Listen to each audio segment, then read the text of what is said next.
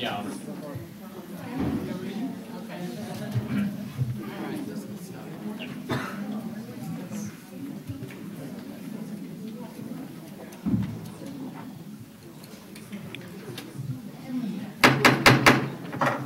Good evening.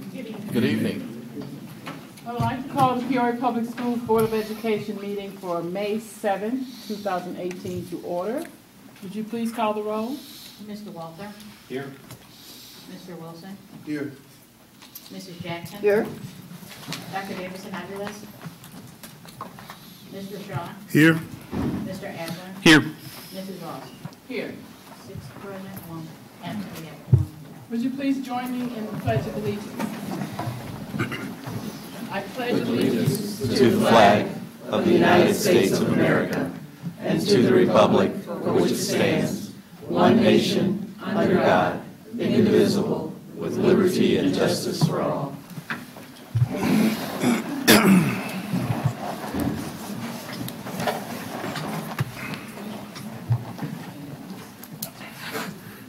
Are there any announcements? Yep. Mr. Wilson. The annual Courageous Pacers event will be held Wednesday, May 9th, beginning at 10 o'clock a.m. at the Peoria Riverfront, organized by Peoria Public Schools physical therapists. Courageous Pacers is the culmination of a year-long effort by students to walk 100 miles. Inclusion is a primary purpose for the Courageous Pacers program. All Peoria Public Schools students are able to participate in the race and in the games and picnic lunch with a live DJ afterward. Come on down the Gateway Building on the Peoria Riverfront on Wednesday and cheer on Peoria Public School Courageous Pacers. Ms. Jackson. Peoria Public Schools will be hosting a hiring event Wednesday, May 9th, 3 to 7 at Woodruff Career and Technical Center, 1800 Northeast Perry in Peoria, Illinois. Certified teachers, many grads pending certification, teachers' aides, and bus drivers. Candidates should bring 3 packets including their resume, transcripts, and letters of recommendation. Certified candidates also should bring a sample lesson plan. For a complete list of opportunities available for the Peoria Public Schools, visit www.peoriapublicschools.org/employment. Thank you, Mr. Walton. The Peoria High School Preparatory School for the Arts Dance Showcase is this Wednesday, May 9th at 6 p.m. in the PHS Auditorium. This is the PSA dance program's biggest performance of the year. Make time to enjoy the grace, rhythm, and artistry of the Peoria High School dancers. I have one other announcement that's kind of off the record. A manual student by the name of Haley Creamer has been selected to go to Harvard this summer.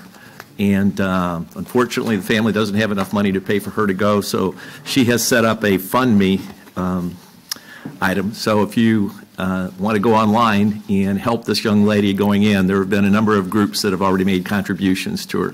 It's going to cost over $3,400 for her to go plus airfare, but it's quite an honor. She was selected. I think this may have been the first time anybody from Peoria has been selected. She's going to Harvard, and it's for a nurse's preparatory school this summer.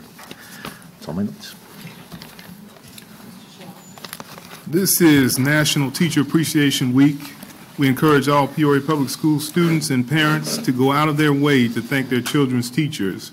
Watch the Peoria Public Schools on social media to join in our ongoing campaign to thank our PPS teachers. Thank you. Peoria Public Schools Superintendent Dr. Sharon Damelin-Karat was named a Regional Superintendent of Distinction by the Illinois Association of School Administrators. Damelin-Karat, representing the Central Illinois Valley region, was one of 21 Illinois superintendents honored May 1st at a luncheon in Springfield.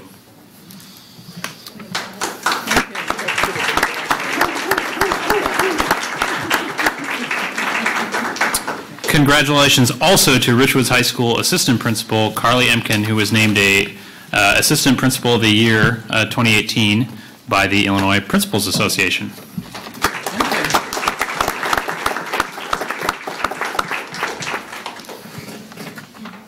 Thank you. Our community contribution recognition today goes to the Sean Livingston Foundation. With us today, hopefully, is Amanda Jacobs here. Amanda Jacobs and Laura June. Please come forward.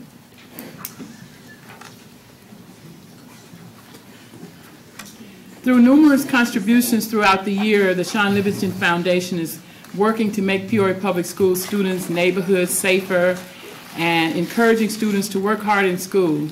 And here are a few examples. Would you like to give those examples? I'm going to let you read this. Okay. Okay, the foundation treated 250 Roosevelt Magnet School students to a showing of Black Panther in March, the movie. The foundation donated 3 autographed basketballs to Roosevelt to be used in a drawing for students with 0 absences or tardies for the year. They donated Thanksgiving meals to 12 Peoria families. They hosted a Christmas party at Landmark Recreational Center where they presented 6 Peoria families with presents, coats, shoes, and family meals.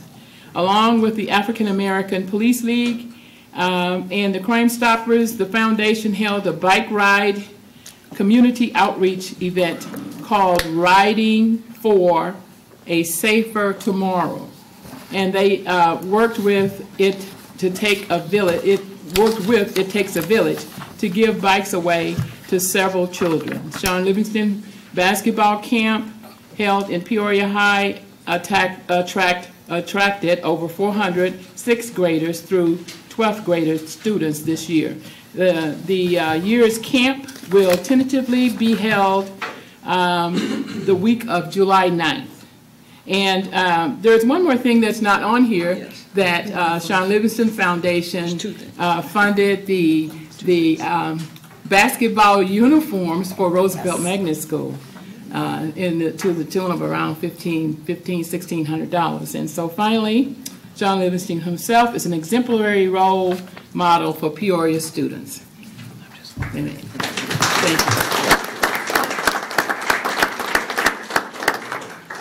And when they went to the movie, they also paid for each child to have a drink and a popcorn. So that was nice, so we didn't have to worry about that. Amanda's been amazing, and so it's nice to see people from Peoria give back to Peoria. So thank you very much from Roosevelt. Amanda, would you like to have anything to say? I do. I have a brief statement from Sean. Okay. It was nice he could do this. He's a little busy with the playoffs right now. Right. But he would like to thank the Board of Directors, Superintendent Karat, teachers, and the entire staff for this recognition. One of the missions of the foundation is to educate and inspire. It is Sean's belief that you can achieve these goals by taking small and large steps. Small steps such as sending a school to a movie on a Friday morning. Large steps such as running a free basketball camp in the summer. It is humbling to provide these things to the community that gave so much to me. I look forward to many more projects in the future. Thank you very much. Thank you. And on behalf of the Board of Education, Dr. Karat has a small gift, a small appreciation for all that the foundation does. Thanks for letting you. Thank you.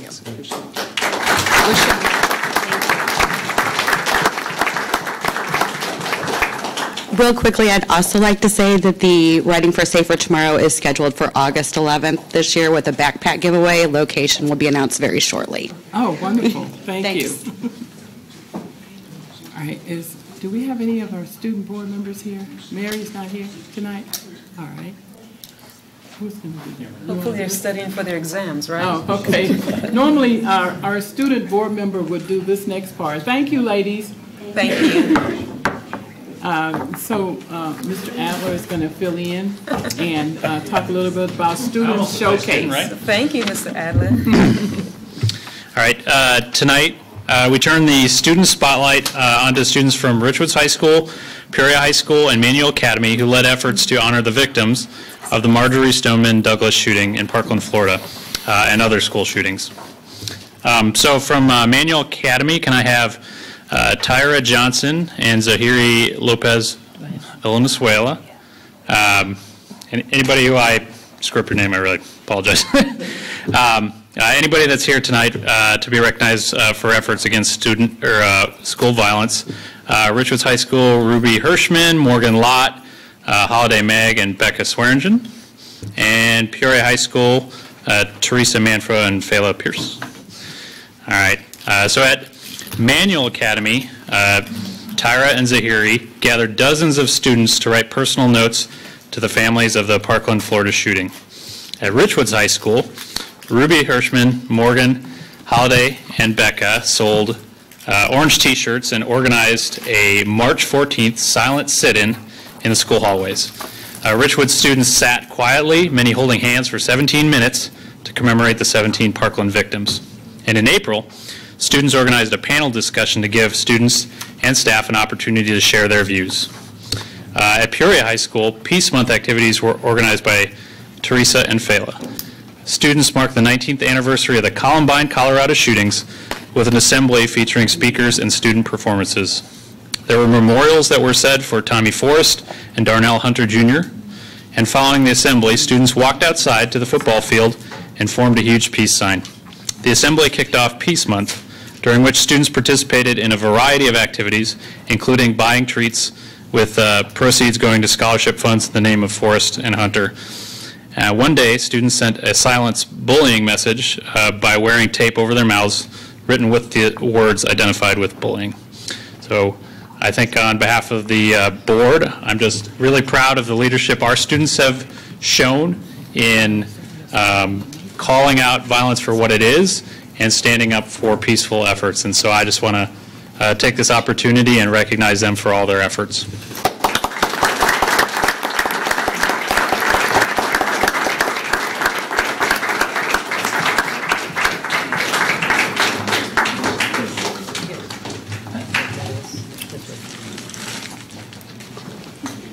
Get a picture?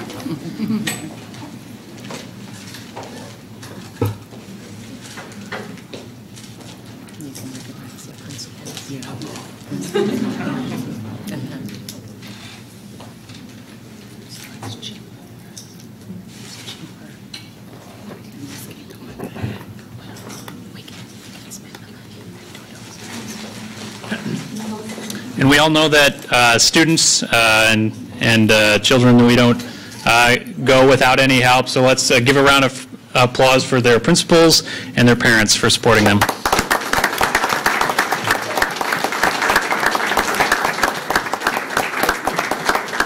Are there any parents here tonight who'd like to recognize? You could stand. Parents. I know I saw principals, parents, principals.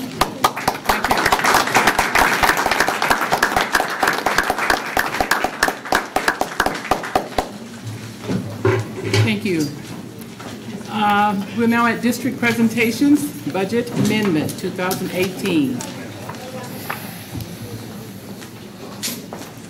Mr. McKenzie. Mrs. Eman.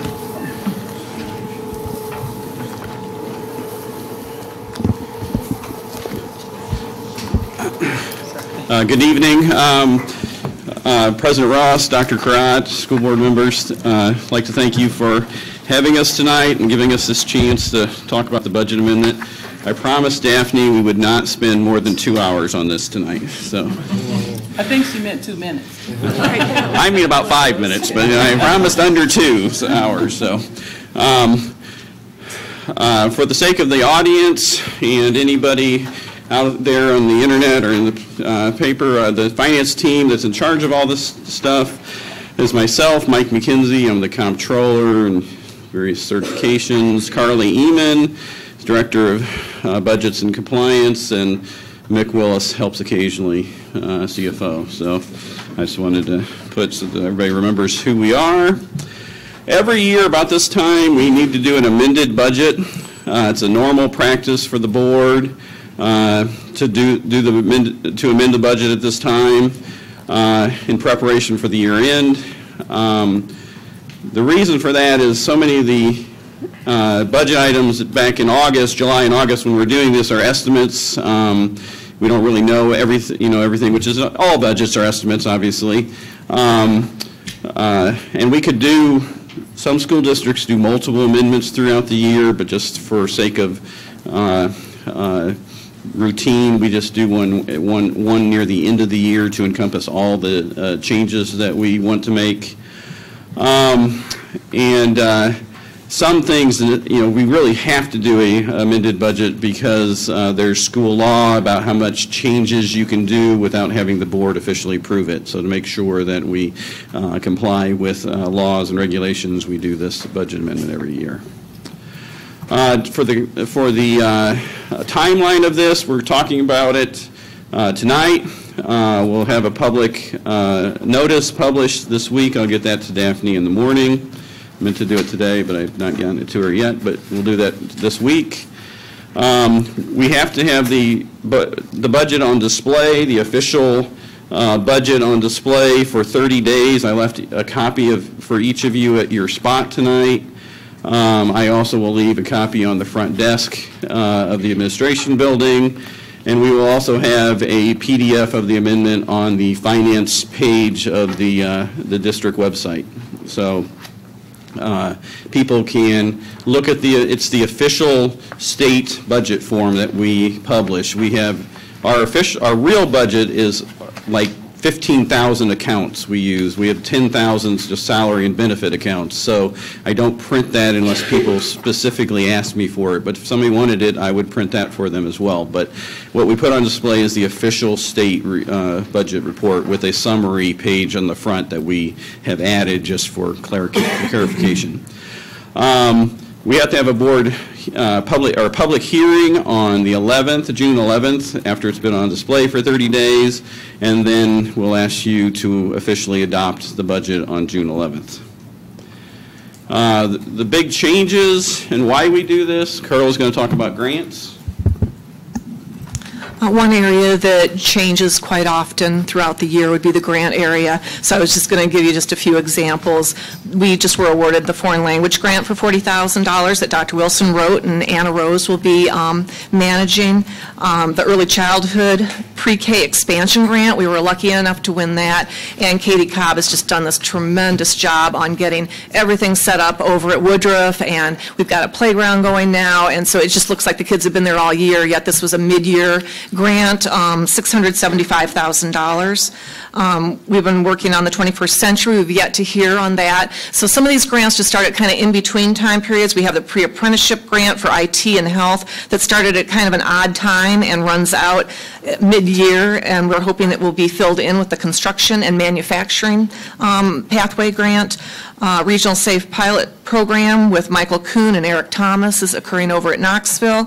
And then finally, there's the City TIF Job Training Grant for $25,000 that Linda Smith worked on with Michael Kuhn, and that is occurring over at Woodruff in the CNA area. So there's just so many changes that happen throughout the year, and that's why we need to do kind of this midpoint amendment. Plus, Carla didn't give herself credit for all the IDEA amendments she makes throughout the year and the Title I and Title II amendments that she puts together with the curriculum departments and makes sure that they're all meet the federal and state requirements before they can spend out money. But we memorialize it as part of this process. We also have the property tax levy. As you know, we do this in July and August is when we approve the original budget. At that point, we haven't made decisions about how we're going to do property tax levy, if we're going to change anything around. Plus, we have the issue of, where's EAV going to fall. We estimated last year the EAV would be a 1% increase. So that would affect our property taxes, but it actually was a 0.18% decrease. Our EAV this year was basically steady. It's just a slight decrease from year to year. So that, of course, affects how much revenue we're going to get from property taxes. And, of course, the big change this year was general state aid. We're moving to the evidence-based funding, the new model that the state's using to do general state aid. We estimated at the beginning of the year, just because we had no better way of doing it, that we would get $1.8 million more in general state aid, because that's what their early model, even though it was based on 2 years ago numbers. But instead, we're getting more like $2.4 million. There's been some changes as recently as last week that decreased it by like 6,000, so no big change. But so that's built into this new model. And then there's just tons of changes. We give a department a budget, at the beginning of the year, and throughout the year they realize they need more purchase services and less supplies, so we let them move it as long as it nets to zero. So there's lots of movements within the budget that we do throughout the year within departments. So the summary page, this is just like on the front page of the budget that you have in front of you. We do this budget, or we do this summary page in order to make it a little easier to read without looking at the 20-page report. And we have each fund in columns. This is the first half of the report is the operating funds: education, operations and maintenance, transportation, IMRF, Social Security. As you can see at the bottom, the important thing everybody wants to know is this line: where are we revenues over or under expenditures? I look at I don't have a tendency to just focus on the education fund, but a lot of people want to know the education fund because everything the school does is in the education fund, unless by law it can be in some other fund. And so most of our activities happen within the education fund. So the revenues over under expenditures, $1 million, just over $1 million. The original budget had it at just over $300,000. And with that, we're hoping our end of year projected will have a positive balance for the first time in a few years. Yeah, I mean, I'm thrilled as can be. You know, this is a very positive step for the school districts. The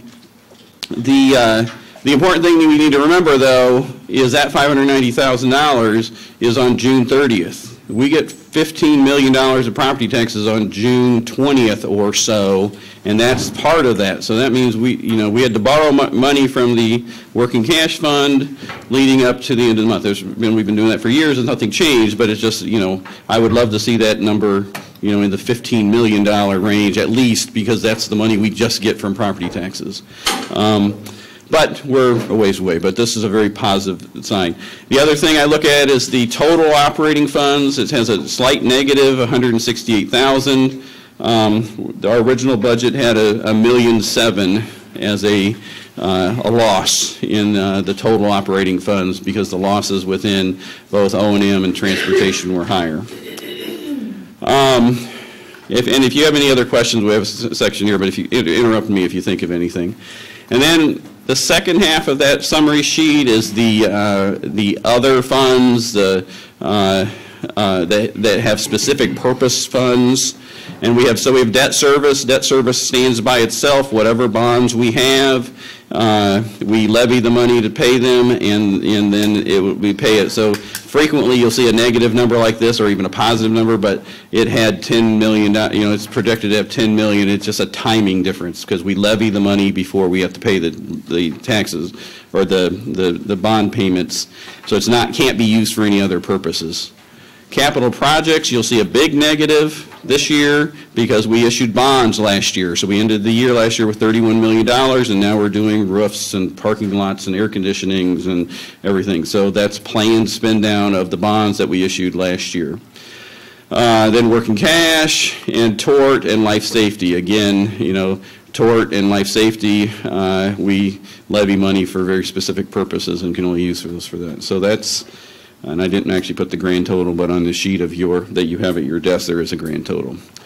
So that's really all I really had to say about the individual funds. So if you have any questions now, or like I said, if you think of some later, please let us know. So any questions now? Okay. Mr. Walther. Yeah, for Carla. On the early childhood mid-year grant that you got, what is the likelihood of that to be continued? Because I know we've developed, that was like $700,000, as I understand, Right. correct? I think it's pretty likely. That's the feedback we're getting. With them allowing that much of an investment in a new site, you have to believe that it's going to continue. And if it does, it's on a 5-year cycle then. So Okay. we are going into it just believing that it will continue. Okay, thank you. Optimism. Other questions on the presentation for the budget? Mr. Wyler. Mr. McKenzie, I know that board members have all kind of seen the summary tables, but can you speak a little bit to you talked about general state aid, can you talk about that the corporate property replacement tax and the local property taxes and how that whole mix shakes out for us this year. Yeah, it's been interesting years financially, and I didn't point that out, but if you go back to here, I mean, we have three major sources of funds. We have property taxes, corporate personal property replacement taxes, that came out of the new Constitution back in the 70s. We have state grants, general state aid, federal sources. So we have, just a few sources of funds. Property taxes, as I said earlier, are stagnant. They've been going up, 1%, 0.5%. This year they're basically flat. Corporate personal property replacement taxes, partially because of the business environment, partially because the state keeps redirecting part of that personal property replacement taxes, and that's monies that corporations, businesses, LLCs, partnerships, all these businesses pay on their earnings for the year. They pay onto the state, and then the state distributes it based on a formula set up way back in the 70s. But partially because it's being redirected to other purposes by the state, and partially because of the business climate, we're getting about $3 million, I don't have the number right in front of me, less money in that replacement tax line this year than we got last year. I already said general state aid, we're getting $2.4 million more. The other thing that, the new law for the charter schools looks like it's going to cost us like $620,000 more this year. And so that'll be down in this purchase service line because the state changed the law regardless of the contract we have with them. So we're still working through that, and that's actually not in this number right now. So that might change things. But when we come back in June, I'll tell you that any big thing, we won't change anything but big things that we figure out. But yeah, so that despite the fact that general state aid is really good, but personal property replacement taxes are less, it's really, the revenue is fairly flat other than new grant things, which of course obviously have very specific rules about what you can spend it on. You can't spend it on just general expenses. So it's very good financial situation that we're in, but it's, it is not where, especially this bottom line is not where us finance people would love to see it. So, but it's a lot better than it's been. So, thank you. Just one other item. I want maybe people see the on behalf of payment. Could you explain the on behalf of? Yeah, what people have a tendency to, one of the big numbers you'll see on here is this on behalf payments. It's $43 million. And there's a revenue of $43 million, and there's a expense of $43 million. I put them that way very specifically because what that is the amount for teacher pensions that the state should be putting in this year to the TRS to fully fund TRS. It's not the current portion only, it's the current portion plus the about 10% of teacher salaries is the current portion. And teachers' salaries are probably like $70 million, and so somewhere in that area. So the rest is the unfunded liability of the teacher's contract. So that money is not real money. It does not come to us. We do not pay it out. The state actually is not going to put $43 million into the TRS this year, but they tell us the formula of what we put there, and that's what we put in the official budget. So when you look at this, the total operating funds say we made $199 million, and we spent $199 million, basically flat. I always would tell people that our operating budgets is more like 155 because you subtract that 43 because it's not real money, but it grosses both sides up. So kind of a wash like. Yes. Okay. That's the zero, but we have to put it in the budget, so it makes the totals look a little strange because of it. So. Any other questions on that? Thank you. All right. Well, if anybody thinks of anything, let us know, and we'll get you more information.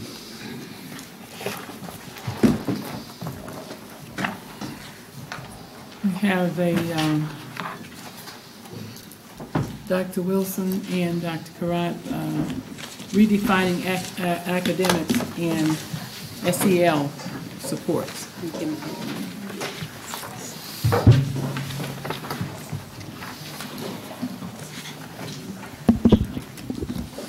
Thank you, President Ross. Good evening. Vice President Adler, Dr. Bob, Ms. Jackson, Mr. Shaw, Mr. Walder, and Mr. Wilson. Thanks for asking for an update regarding the changes for the upcoming school year. There is a constant reminder in my heart and in my mind that, you know, two of the most reliable predictors of academic achievement are whether or not a child can read at a third grade level by the end of the third grade, and if the child has successfully completed algebra by the start of the 10th grade. According to Illuminate Education's ebook, also Getting Started with Social Emotional Learning, if schools and districts continue to ignore SEL, students will further disengage from learning. So we will also, as a priority for the upcoming school year, we'll be teaching social emotional skills, which will then present a very robust pathway for reducing the income achievement gap. So there's a huge focus on the whole child, educating the whole child, academics, and also assisting with social emotional strategies, and there are 5 competencies. You've heard of those time and time again. As I shared with you before, and I reported to the community on Wednesday, May 3rd at the State of the Schools address, during my last 3 years here in the district, we have taken stock of what has worked and what has not. And according to the Heart of Illinois United Way's 2017 Peoria Area Community Assessment, you should each have a copy in front of you, our third grade English and language arts levels are well below the state's average of 35%. So additionally across the district, for the majority of our buildings, we've seen even a decline in our first grade data where that has shown negative growth. Also, again, as I stated on Wednesday, despite this whole educational framework that public education is working from, we are still, as a district, because of the hard work of our teachers and our leaders, we're still and our entire staff, we're still really realizing some really good gains, but we're not satisfied, and I acknowledge that we must continue to re-envision, to transform. So based on my findings as it relates to students' performance, there will be structural, curriculum, and instructional changes for the upcoming school year. For any significant shifts to happen, we need a systematic and strategic change in our practices. Again, our focus for the upcoming year will be grade level mathematics, reading and writing skills by third grade. Every kid should be able to read and do mathematics and write appropriately, communicate appropriately at their grade level. And we're targeting third grade, and we know why. Also, we'll focus on social emotional learning and trauma supports for the upcoming school year. And I'm really also excited about the innovative work that we're going to do, because we know that one size doesn't fit all. Although I have already shared data and the plan overview, tonight Dr. Wilson and I will provide a more detailed description of the work. And again, this is a combination of all parts. I mean, everybody out here in the audience on my team, the social emotional departments, leadership department, the budget department, curriculum, technology, Michelle, I mean, they've all been involved with this work and helping to craft it and to make it really credible and nice, and I really like it. So we'll focus on a couple of areas for you this evening. The data review we'll talk about. Dr. Wilson will talk about focus groups and how all of the interesting and amazing fun work we were involved with. She'll talk to you about ESSA's expectation that every student succeeds act, which is new. You saw a reflection of it. Mike and Carla showed you the new formula and what that means and how that impacts us. And then also SEL. So with the data piece, the data review, we conducted a district admin retreat, and we looked at all types of data, enrollment data, student demographics, referrals, out-of-school suspension, park. We have tons of beautiful data, and Dr. Bell, Mr. Welch, Dr. T, I mean, whatever we need, we get it. So I'm really, truly excited about this shift, which is guaranteed to benefit all students. So Dr. Wilson, did I talk about the why a little bit? So feel free to focus on the other items. Is that okay? Thank you. Sure. So as Dr. Karat alluded to, we had an extensive data review, which led us to the work that you'll be seeing and the plan that we've mapped out for the school year, next school year.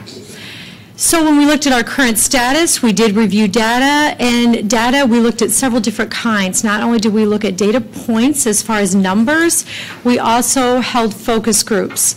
So we had focus groups in the fall and the winter, and it was from a variety of staff members, and we gathered all kinds of information, qualitative information about what's working and what supports are still needed to increase the student achievement that our teachers as well as administrators are hopeful for. And so out of that, a couple of the findings that were, I think, stand out was the streamlining of interventions. We have a number of students that are transient, so when we have a large number of interventions, it's hard to keep track of the interventions that students are doing. Also the protocol for documenting, and also there's not enough people to do the interventions. And so that was also a concern, and also we need additional training. Another piece was the data collection tool was frustrating. We currently have FastBridge, and so we did some investigating on looking at different kinds of data collection tools, as well as the RTI module. And also the third key finding was that we needed additional reading and writing resources for a variety of reasons, which I won't list all of those, but that was a big focus area as well. So in addition to the data review and the focus group, we also considered the ESSA expectations.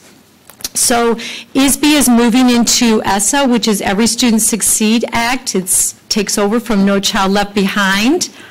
And based on that, we needed to look at quality indicators, and we also used a model that is, okay, I got a wild woman over here on this. Okay, there we go. And so we looked at the ESSA expectations, and we looked at the evidence-based funding formula, and we need to consider how we will be getting our funding from this point forward. So that was a consideration. Also, we looked at current staffing for SEL, and we looked at our current academic supports, and then we also looked at the budget. So this was just not a narrow focus or a narrow view. We looked at quite a few things, and it took several months to look and collect all of this data. So once we looked at the data, then we needed to make some decisions on how we needed to do our work from this point forward. As Dr. Karat set the stage for the why we need to do the work, we looked at our current SEL and academic supports, and we needed to align those with what the data said was needed. So we created a priority 1, a priority 2, and a priority 3 school list. The priority 1 would be schools that have the highest needs. Priority 2 would be the middle level needs, and priority 3 would be the lowest level needs. All of our students, all of our schools need supports, but we needed to put them in the priority order because we needed to look at the budget and other concerns as well. So once we did that, then we reviewed the budget. because we needed to determine what kinds of needs we wanted in our schools, and then we had to look and see what is the money that we can utilize to align with the needs. And one of the things I want to point out is that when we looked at the academic supports and the SEL supports, there was a variety in all schools.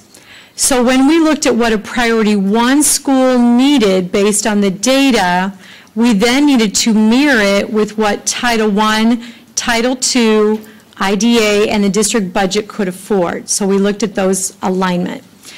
Lastly, we communicated the plan to the stakeholders. We met with the principals and we met with the key certified staff members that would be impacted the most. And those took place a month and a half ago, I believe.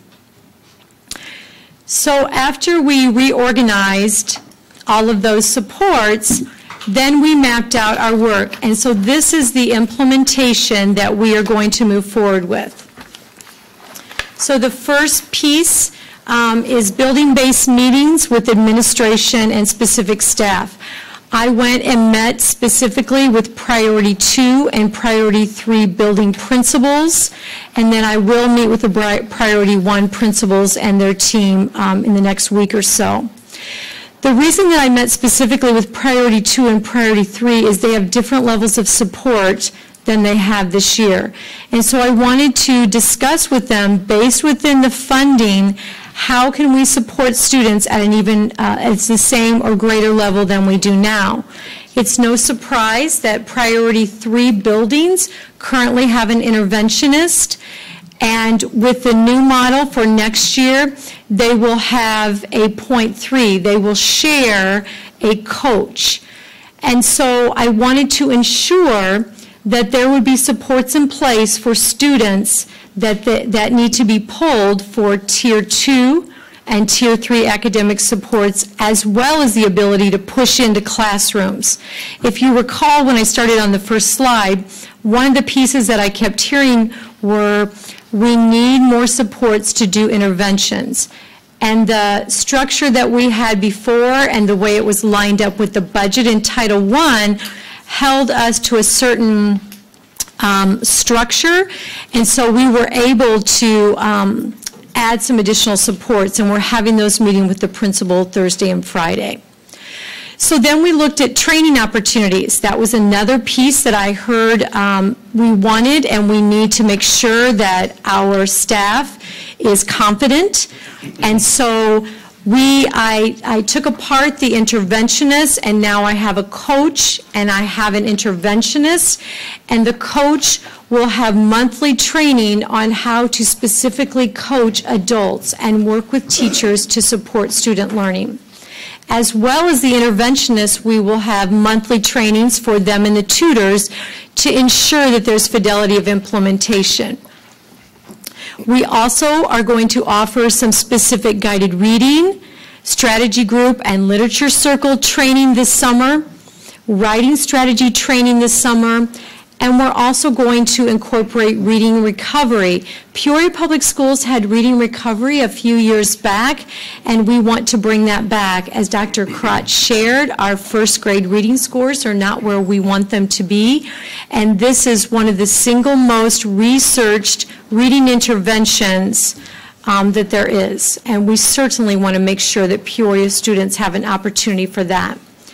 We also have Orton Gillingham, which is another specific intervention, and that is that has also extensive training that goes along with that. And Marcy Steele implemented that last year, and we're going to have a second round of trained teachers this summer. And then we're going to bring back the reading workshop model, which is where it's a student-centered instructional model. So after we looked at the training opportunities, we also want to incorporate resources. We heard that we needed additional resources. So we want to offer these, the coaching support. That is a resource that we will offer. Also, 4th and 5th grade Journeys adoption, that is on the board docket for tonight. And we want to pilot that in grades K through 3 for next school year in a few buildings. Also looking at that, we wanted to Also add some guided reading book sets. It's been a long time since we've added guided reading sets, and so we're currently taking an inventory of all the buildings, and we'll have additional supports for teachers. Once they have the training that is mentioned, we also need to make sure that they have support as well. And then also, we want to, it's hard to read up there, but the additional streams. So we want to continue to support and add streams, which is a laptop, a device for our students, so that we make sure that they have those within the classroom. So additional supports moving forward with implementation, new benchmark and progress monitoring tool. We had, I gathered feedback on that, and we also had a vendor presentation, and over 60 teachers came from 15 different schools and gave us some great feedback on moving from FastBridge to Ames Web. That is something, the reason I'm saying pending board approval is that will be on the next board agenda. It's not on this one, so I don't want to assume that it's approved, but it is something that we will ask for approval. Also, we have a small group of interventionists and reading specialists that are revising our MTSS plan, which is Tier 1, which is core class instruction, Tier 2 for some small group instruction, and also Tier 3 for one-on-one instruction. Also, we want to make sure that we have intervention supports to match the students' needs as well. The other piece is we want to review our current practices. So we want to make sure that our PLCs are strong. So as part of a previous PLC presentation, we talked about a refresh training, and that has taken place. In fact, Susan Gerznich has done a wonderful job with that, and she'll do her last training tomorrow night. We also are going to review the problem-solving meeting where we determine Tier 2 or Tier 3 supports for our students. We also want to look at a tracking system for interventions. Right now, it is difficult to collect data on what is working. The role of the interventionist, we know they offer amazing supports, but what we want to look at is for the interventions that are provided, how can we monitor and how do we see student growth with the interventions, as well as the coaching model. We will also be collecting data, and we will have a tool to determine the effectiveness of the coaching model as well. So in addition to changing these supports, we also want to monitor and collect data. So you'll find me at this table next year to share the data on the different levels of support. So I think with that being said, we're hoping that together we'll be able to adjust our current academic and SEL structure to provide optimum learning opportunities to ensure students have math, writing, reading skills on grade level by third grade. We think if we can strengthen that support, we will send strong academic students to the middle school, which will move on up to the high school and really be able to embrace all these innovative ideas as well. Dr. Wilson, could you tell us what the acronym MTSS? Yes. The only reason Dr. Cragg gave me a little note saying spell out MTSS. Okay. Thank you so much. I'm sorry. We have so many acronyms. MTSS is multi-tiered system of supports. That's what I thought. Thank you for asking. I apologize for not spelling that out. Any questions on this presentation?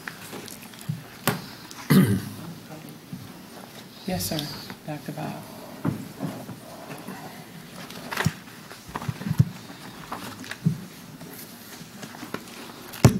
Thank you, Dr. Karat. Dr. Wilson, please forgive my untimely arrival. And thank you for this stunning amount of work. I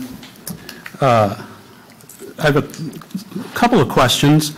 In the entire process, how many teachers were involved?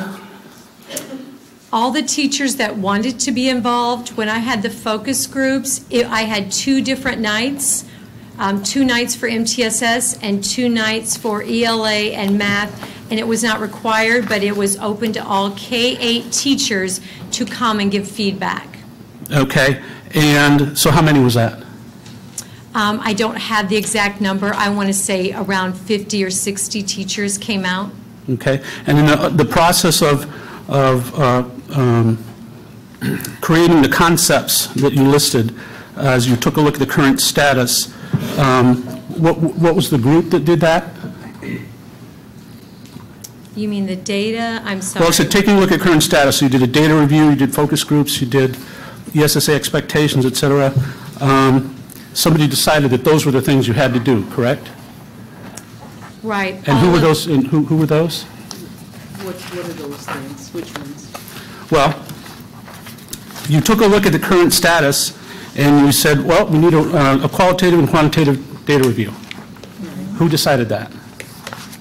Was that just a matter of practice? Yeah, that's practice. Okay. All right. In the entire process, how many parents were involved? I did not include parents Okay, in thank the you. current status section. If I heard earlier, there was a mention of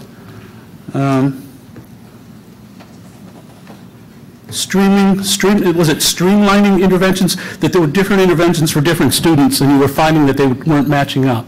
Do you remember that when you were discussing that? I was talking about the number of interventions. Right now, we have maybe 50 interventions that are options, and so we looked at streamlining the number of interventions, and so actually I had teachers and interventionists look through the interventions and there was a survey that went out on all the interventions that are done. Okay. So we streamlined the interventions so we have a smaller number so we can better monitor and regulate and collect data on those. Right now it's difficult because of the large number, and when we have students moving from building to building, many times you will get a student that has an intervention that someone in that building may or may not have been trained on. So that was feedback from the focus groups, and also I had teachers assist me with determining the specific interventions. Okay, so if I understand it, in other words, if a student has an intervention, you're not going to change the intervention because they don't match. You're going to train people to keep that intervention.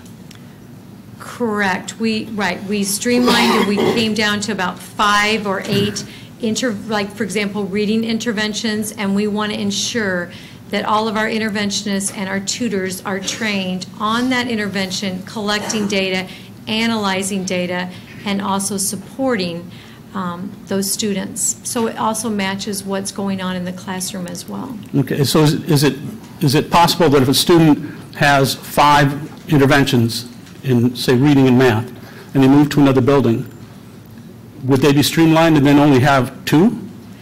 Or will, you know what I'm saying? Or are you streamlining, okay, they've got 5, of those 5, the receiving school only knows how to do 2 of them, we're going to train you to do the other 3?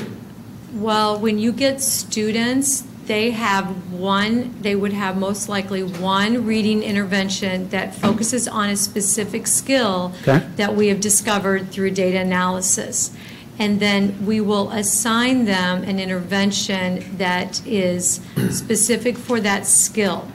Now, there might be 10 options for that skill, and so what we did was we streamlined and we really reduced the number of intervention options for, like, let's say, one specific skill. Okay. Just a few more. Sure.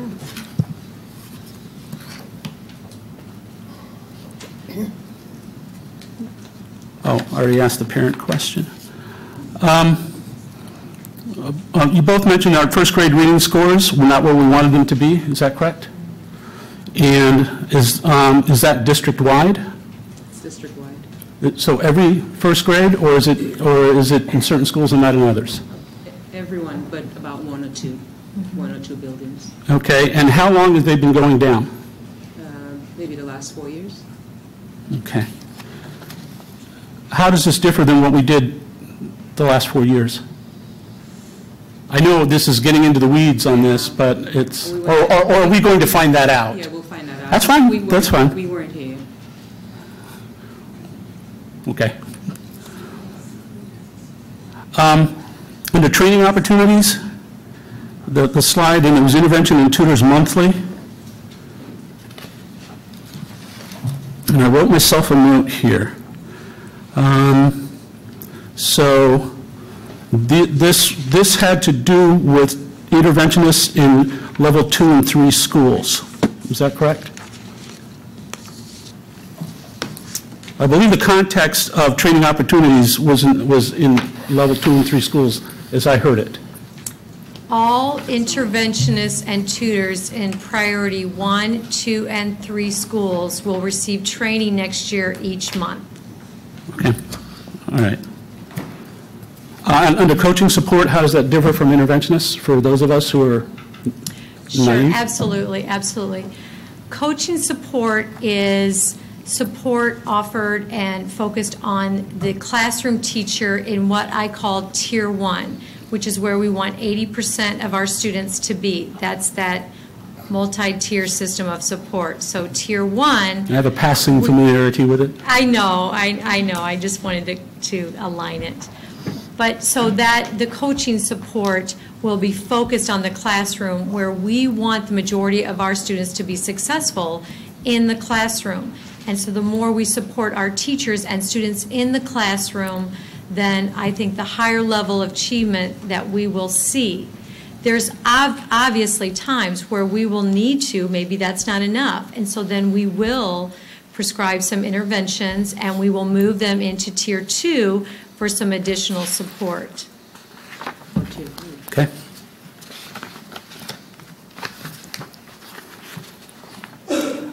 We have a new benchmark progress monitoring tool pending, and why do we have a new one? The old one wasn't working?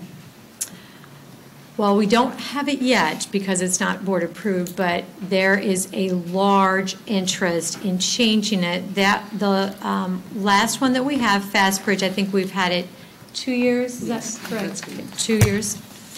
And there were some bugs to work out in it, and I think the ease of using it, and there's a long list which I'll share when I present the Ames Web recommendation, but it wasn't going well, and so the point is the teachers wanted to look for something different. Ames Web is widely used, and it's also used in special education as well. It's norm referenced, and it has a long history of... Okay. Yeah. So, and the teachers, and these were the teachers of that 50 to 60 that you talked about? Oh, no, there were more than that. That was an outcome of that, of the 50 to 60. And because that was such a focus area, then I had a vendor come in from Ames Web, and I asked anyone that was interested, and that group was the 60 to 70 from 15 different buildings. It sounds like they were... No one wanted to keep assertive. FastBridge. They had some were... ideas. Yes. Okay. Yes. Okay. I really wasn't looking to change it, if truth be known, but sometimes you have to listen to what the teachers are saying, and they were not happy. Again, I have a passing familiarity with living with unhappy teachers. Oh, okay. Which is not to say that Mrs. is not. Ask her about FastBridge, see if she likes it. And last, under review of current practices, tracking system for interventions, intervention progress monitoring, coaching results. How agile is that monitoring, and what are you going to do if you find things not working? Can you stop in the middle and change directions in the stream, or do you have to wait a year, or how's that work? I'm sorry, I have to admit I was distracting myself. I was trying to find where you were. Which one are you? So it's your next to last slide, review of current practices, tracking system for interventions, intervention progress monitoring, student-centered coaching results, and, well, problem-solving meetings, too. So these are all, and so, I'm sorry, Very agile. other adjustments will be made if they're not working based on the data. Okay. Thank you. Thank you. Other questions? Mr. Walder. Yeah, I had a couple of questions from comments that you made during the presentation, and I do really appreciate you going over this with us. One of the things, a couple of things that stood out was when we were on taking a look at current status, which I think was your second slide. There was a comment there that there were not enough people to do the interventions that we had. That was a comment that you made. Then we went over to, and I think Dr. Bob touched on this, on the next slide, you communicate plans to stakeholders, which is principals and staff, but not parents. That's correct, is our understanding. And then if you go to the next slide, it's a couple of things I have in question because I believe you said under the building, it's moving forward in implementation, that one. Priority 2 and 3 buildings, building-based meetings with administration and specific staff. You said you wanted to do the same or better in the classroom with priority 2 and priority 3. I guess where I'm confused here, if you're going from one person in one school to that now being a third of a person in a school, how is that the same or better? My math isn't good. I just don't get how those numbers shake out because it doesn't seem, not just priority 3 schools, which are all the northern schools, quite frankly, but priority 2 schools are having a problem with this too because they're getting cut at least in half. Right, so the priority 2 and 3, right now, they each have one interventionist. And right now, that interventionist is serving the role of 20% coach, 80% interventions. And so when you have one person providing interventions throughout the day, they only have, per se, 4 different slots that they can work with students. And so what we are recommending and what our priority 2 and 3 principals and I met, they are positioning themselves to hire additional tutoring support that will pull students or push into classrooms. It depends. If you go to each different priority 3 building, it's going to look different. What Lindbergh and Mark Bills and Rolling Acres are going to do look different because of the building makeup and what the current staffing and what that principal wants. And so when we have our Title I meetings, we'll have those discussions. So I agree with what you're saying, that how can you go from 1 to a third, but realistically, we're focusing on 2 separate pieces. The coaching support will be a strong coaching support. The interventions will be a strong intervention support. I decoupled them because right now one person, and mind you, they're amazing. They're amazing, the interventionists, but they are doing everything. And so what we want to do is add supports. In addition to that, many of our buildings have very limited SEL supports. So with this, I didn't capitalize on that, but with this plan, all buildings are going to get additional SEL supports that they do not currently have. So we need to find a balance. So this plan gives us a balance for additional supports with the SEL and different types of supports for academic. I'm not trying to be picky on it, but I just didn't see where there were the additional supports thing melded in here, as you said. And when you did the training opportunities,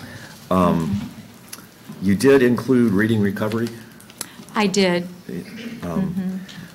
And just budget-wise, is there a cost factor with reading recovery?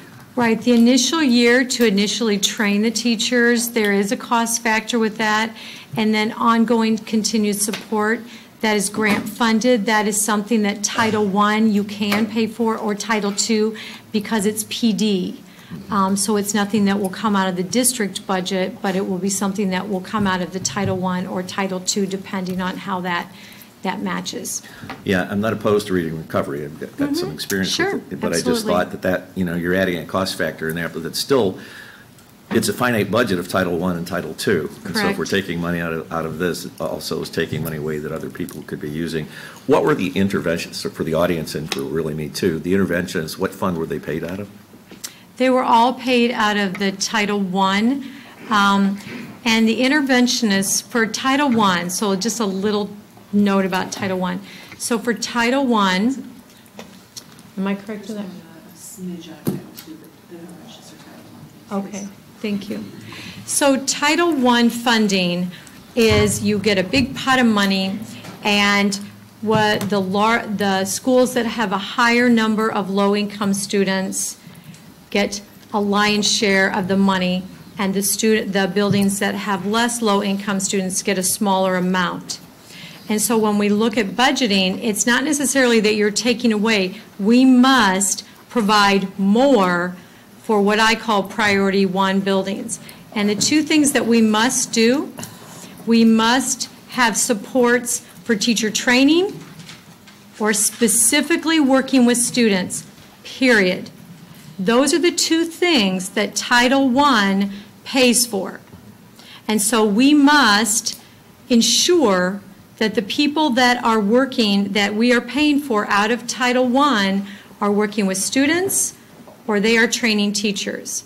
Now with the coaches, we are able to use Title II money because that's specifically focused on teacher support, teacher training, which then allows some of those schools that we used the interventionists this year with Title I, we now can use that money to add additional tutors and things like that. So it's really a large pot of money, but we cannot do one size fits all because Title I does not allow it. The evidence-based funding model mirrors Title I as well.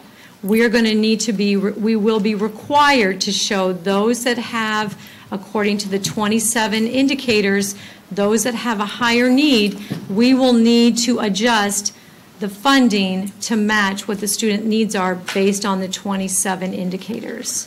So is that decision made as a top-down decision? The principals participate in that within those guidelines? I'm not clear how it works, I'm asking. Oh, sure, of course, of course. So we are given an amount, and then we have to figure out per pupil based on the number of low-income students. And so then we look at staffing because that's the largest amount. And so we try to put as much staffing in Title I and Title II as we can because that alleviates the pressure on, of course, the district budget. And so then we have meetings with the principals. And in fact, Carla and I have them scheduled for Thursday and Friday of this week. And then we will go over the budget and the staffing supports, and then they also have some things that they want, maybe some supplies that they might want, maybe some field trips that they might want. So they have some other items that they ask for as well. So they definitely have input in it. So that's kind of the process. And it's a combination of things. I mean, we have ESSA based on the 27 evidence-based research practices that they're encouraging, and so you sort of try to also fulfill those guidelines, and there's a huge coaching component to that also. Right. I'm going to ask a question, and I don't mean it to be naive, but the reality is, and I don't, not objecting to the Tier 1 getting the support that they're getting from that, but I don't want us to be in a position where we're actually ignoring Tier 2 and Tier 3 schools. Mm-hmm. And and this may be a question for Carla, if Title I is going to be used up, that large pot of money is basically going to go to 1 and some 2, limited to 3. Doesn't the district have the option of paying for interventionists out of other general aid or general state aid to pay for them? It doesn't all have to be Title I? You get into supplanting is the problem with some of that, meaning that you pay for some schools for a purpose and then you can't just add in the regular ed fund money to make up just because it's higher income school like Northmore, for example. Well, even though we've done that this year, how are we in supplanting if we did the same schedule we did this year? For example, Northmore. Doing the same kind of percentages and using federal money again with Title II and making it work between the two. But now we're wanting to turn more to doing the coaching, having a combination, I think, for the highest needed schools. So we're trying to do the recovery type person, and we're trying to do interventionist, and we're trying to do coaching, trying to give them all the supports they need at that higher level. So I think we're just doing it a little differently this time. Yeah, and I just want the board to remember the supports will be there, but it will just look differently than what we're used to. We'll try it because you've heard the data. Any, were you done, Mr. Walter? Other questions? Okay. Mr. Adler. Thank you. A couple of quick ones. One is our perspective, I guess, when we look at a high level, the amount of supports. Is this are we expecting an overall increase or essentially a flat in terms of a budgetary impact? Is it just moving the money that we currently collect and redistributing it in a different way? Or are we actually kind of pulling up the number of supports overall as well? It's pretty much taking what we have and repurposing that. Would you say that, Carla? Right, decreasing some areas such as supplies or purchase services or other choices that we had, and really trying to focus in on just the one area of staffing the way that we think it needs to be done. Okay. And I think I'm going to piggyback on Dr. Bob's question, but the agility to which we can respond, we lay out a plan, we think we're going to adequately serve the needs of our students, and we get there in the fall and, you know, we see that maybe it doesn't mate up perfectly. What's our ability to kind of ramp up or ramp down in certain areas? Yeah, I think Dr. Bob's question, I believe, specifically referenced interventions and making those adjustments. So that is my interpretation to his question. But we will be able to see, because what I'm saying is that our scores will improve. We will see better results. I would love to see Peoria Public Schools outperform the state's average. I think we can do that, and we'll monitor that. And if in fact we're not moving in that direction, then definitely, I mean, I think the board has seen we're willing to experiment and implement and modify if necessary. We're not stuck to any model if it's not given us. I mean, it's all about our kids. We can do a better job of our kids, and we have talented staff that they also need that support. So kids will get support, kids will have a lot more direct contact, and also our teachers will also have supports. And both sides, yes. That model, those structural changes, if need be, can be reverted, and the interventions, obviously, if it's not working, then that needs to be thrown out of the window also. Okay, thank you.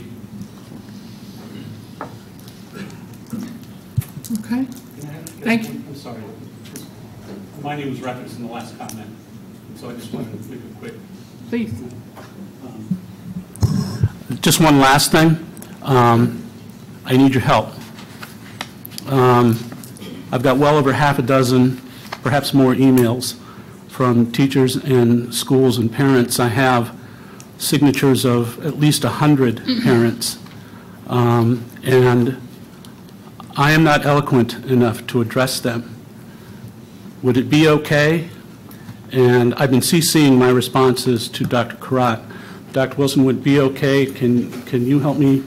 You want to talk to those 100 parents, and you want to talk to all those teachers that have signed? Because I'm hearing what you're saying,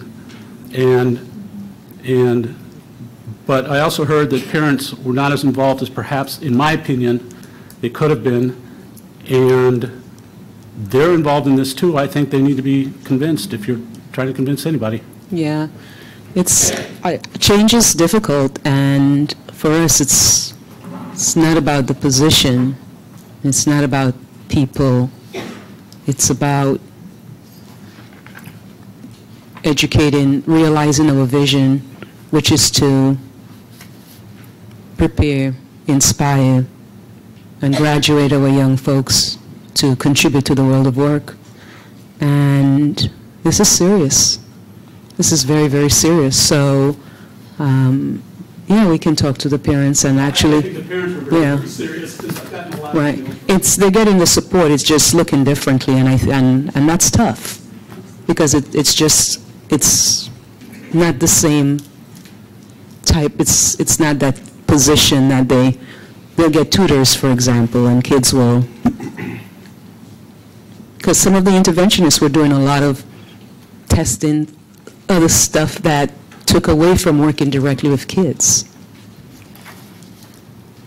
And Thank Dr. you. Surratt, any of these responses can be sent to you, and then you'll determine who would be following up. Is that correct? Yes, ma'am. Dr. Bob has done a nice job, and actually I've shared them with Dr. Wilson, so there's a level of transparency there also. Thank you, sir. Thank you, Ms. Ross. Any other questions or comments on this issue? Thank you for the presentation.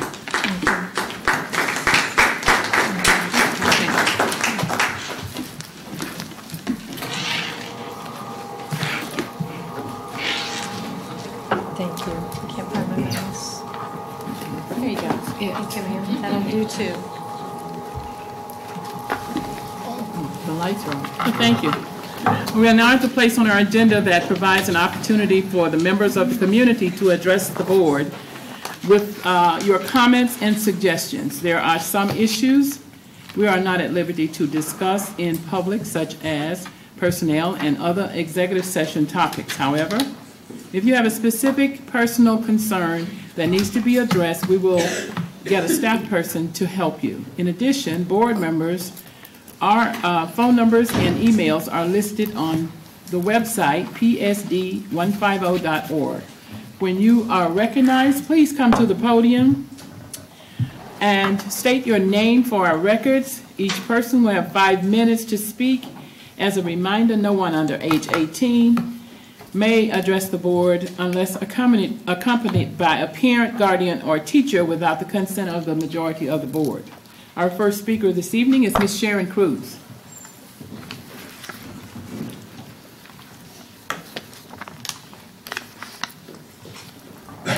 I have read the agenda, so consider this a eulogy to Compass Learning. In 2004, in the public schools of Camden, New Jersey, barely half of the math and reading teachers were considered as highly qualified. However, the school system had invested $8 million in computers and software for their Compass Learning labs.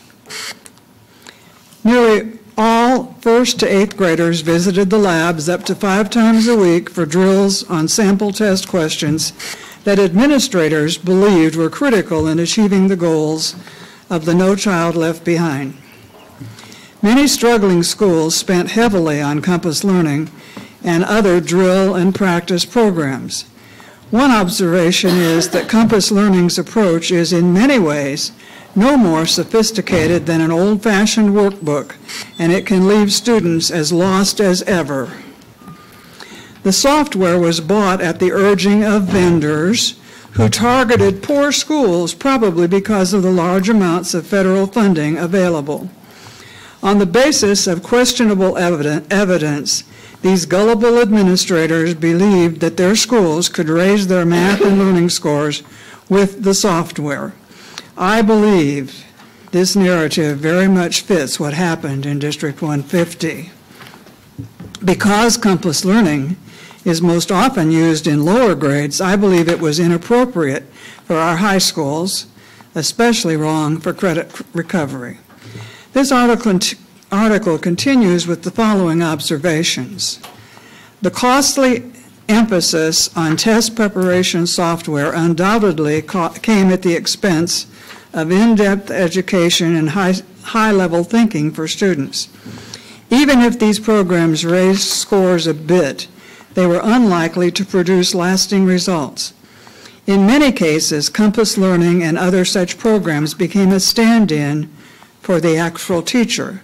In District 150, Compass Learning has taken the place of teachers and summer school. Instead of closing the achievement gap between rich and poor students, No Child Left Behind quite possibly widened the gap. Believing the hype of the software vendors, administrators spent large sums of federal and state money on computers and software instead of hiring more and better teachers, who actually are the driving force behind student achievement. One commentator said that low-income students would have been helped more if money had been used to achieve smaller class sizes and to provide bonuses to hire high-quality teachers.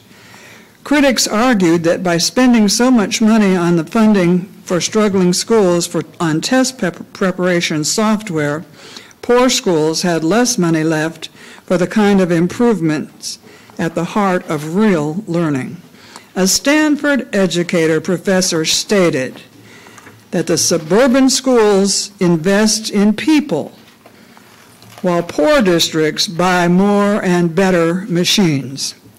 All of the data I provided showing how much Lathan spent on computers and software programs proved that our district invested more on technology than on hiring and rewarding teachers. You have been paying Compass Learning thousands of dollars in usage fees every year. Camden, one of the poorest cities in America in 2004, had 19,000 mostly low-income students who were mostly African American and Hispanic. Its schools were accustomed to shortages of workbooks and other supplies, and in recent years had been faced with deficits as low as $40 million. This article states that the atmosphere of poverty vanished inside Camden's Compass Learning Labs. Rows of gleaming Dell computers filled the labs, complete with large headsets for students used to receive audio instructions and encouragement from Compass Learning in San Diego. In much the same way, Compass Learning conned our administrators into spending Title I money on their wares. I see in the agenda that Compass Learning has folded on its own, so you are voting tonight to replace it with yet another miracle cure, which is still not a replacement for high school summer school. Thank you. Thank you, Ms. Cruz. Mr. Terry Knapp.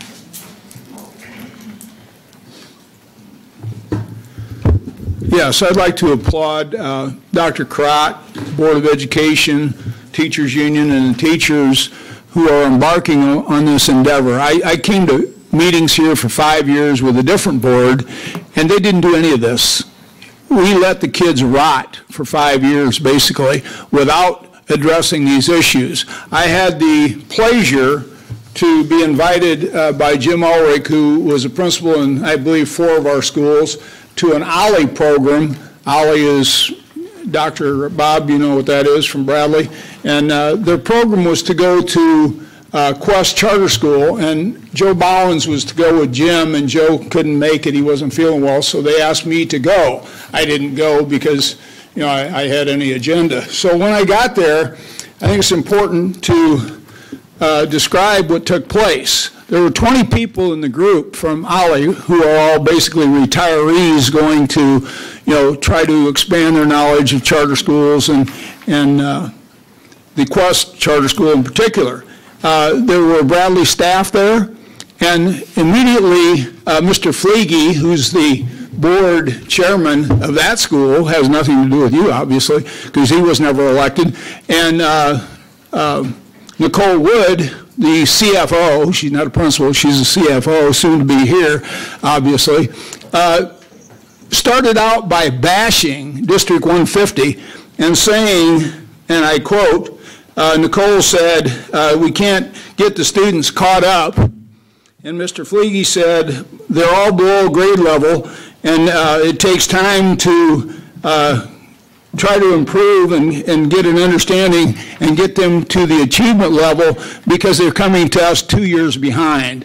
That is pathetic. That people would tell 20 retirees in this community and just basically flip you off. You know what I'm saying? It's very important you understand, as I was going around the high school, I asked how many advanced placement classes they had. How many do you think they have at Quest? Zero. Zero. We have at least 300 or 400 kids in advanced placement in District 150, and you pay for the tests and you pay for the programs, and it's to challenge the students to get into more rigorous classes. They have 0. I went through the math class, and I asked the math teacher, with Nicole Wood standing there, I said, who teaches the calculus here? Well, we don't teach calculus. If the kids want to go for calculus, they have to go to ICC. Richwoods and Central, I know, have advanced placement calculus. And my son took calculus, got an A, and he went to Northwestern and got an A as a freshman in Northwestern's calculus class. These kids don't even get calculus. Technology teacher, it's a STEM program, remember? STEM program. They don't even have a technology teacher. He left last year. He got so sick of what was going on, he left. They don't have a tech teacher. I think it's important you understand that. They have a Quest program book here. In here they have a student survey. 80% of the students said they felt safe in the hallways. It's in here. 80%. 20% don't feel safe in the hallways. 85%, it says in here, feel safe in the classroom. You mean to tell me 15% of the kids don't feel safe? And that's what they responded to. Yes, because Mr. Ulrich asked the question. They don't feel safe, and Jim said, I was principal. He said, I never knew a kid ever felt unsafe in the hallway or in the classroom. It's important for you to understand that, I think. Next year, you're going to go from 85% funding to 97% funding. It's going to cost you $500,000 more next year. The state says you're going to pay 97% next year.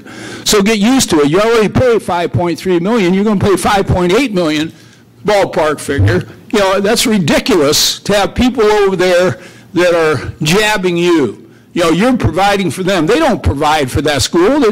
I provide for that school. The taxpayers provide for that school. That having been said, I want to move on here because I need to discuss this. I backed Ernestine Jackson and I backed Dan Walther. I walked the neighborhoods. I think they're both high-quality people. I love them. They're doing their job just like the rest of you are doing your job.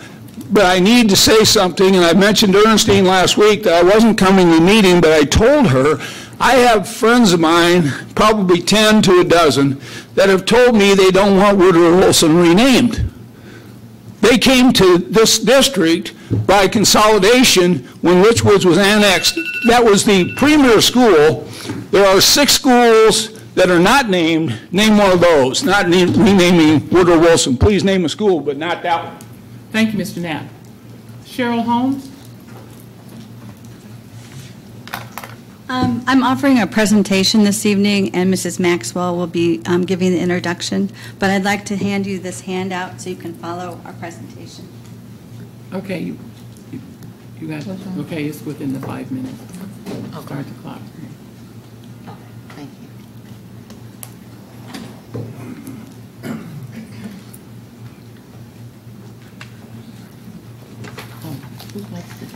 you. I'm Tina Give Maxwell. your name and address, please, for the record. My name's Tina Maxwell, and my address is 11216 West US Highway, Brimfield, Illinois. But for the last 20 years, my address has been 1419 South Folkers Avenue, Peoria, Illinois, 61605. Because the last 20 years of my teaching career has been dedicated, well, 18 of my last 20 years have been dedicated to Treewind Middle School and Treewind Day Treatment.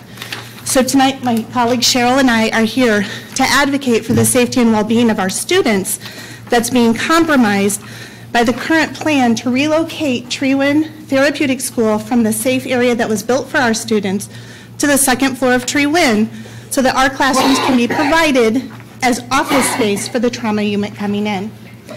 For you to understand our concerns, you have to know the evolution of our program and you have to understand the population that we serve. Our school was actually formed to help students from all over Peoria Public Schools. Our students have serious behavioral issues and have suffered emotional and physical trauma. And this trauma manifests itself in acting out behaviors which prevents them from attending a general education classroom, let alone a special education classroom in a general education student. Instead of spending taxpayer dollars to send district students to private schools such as Kiefer for services, Dr. Jack Bethany and Dr. Mary Camp spent 2 years carefully planning a in-district program with higher levels of behavioral support and direct social emotional education that would help the students work through their issues and transition back to their home school. And in 2005, their plan became Day Treatment School, at Tree Win, and the construction was of the safe setting our students currently utilize today was paid for by taxpayer money. This can be seen on the floor plan 1 that you've been provided with your packet. Okay? So in 2017, more taxpayer money was spent to construct 4 more classrooms and expand our program to what is now includes the regional safe school students and became Tree Win Therapeutic Program. So why is our area so special to us? Why does it mean so much to us? Well, currently we have access to 7 safe rooms where students in crisis can de-escalate without harming themselves or harming anyone else. Our students have limited access to exits due to student elopement, and if you don't know what that means, some of our kids go into flight or fight and they will run. They will run out of the building. So with smaller, less exits in smaller areas, we can keep them safer. There are more controlled transition spaces. We have safety glass windows. Our social workers are strategically placed in offices that students can access them for individual therapy. Our school is air conditioned for sensory and physical health needs of our students. There are security camera observations of all areas. Our current location also offers immediate access to the Unity Point Methodist Clinic, school resource officers, city police, and emergency response teams when necessary. Currently, there are 3 distinct separated areas to house the students of day treatment and the students of the Regional Safe School, so that these students who are perpetually in verbal and physical conflict with each other can be kept apart and be kept safe. It minimizes the volatile situations, the area that we are now in. So how will relocating our students from the current location to one wing on the 2nd floor of Tree Win compromise the safety of our students? There's many ways. First of all, they're talking about combining all of our students into one entrance with the primary age autism students. So you're adding kids with sensory needs and volatile kids, and they're coming in one entrance in the morning together. It's just creating the perfect storm. By placing this program on the 2nd floor, we will only have access to 1 safe room versus the 7 we currently have access to. We will no longer have a sensory room for students to calm and work through issues before entering crisis mode. If a student enters crisis mode, we will have a longer transition to that 1 safe room because our safe rooms will no longer be in our classrooms or within 15 feet of our classroom doors as they are now.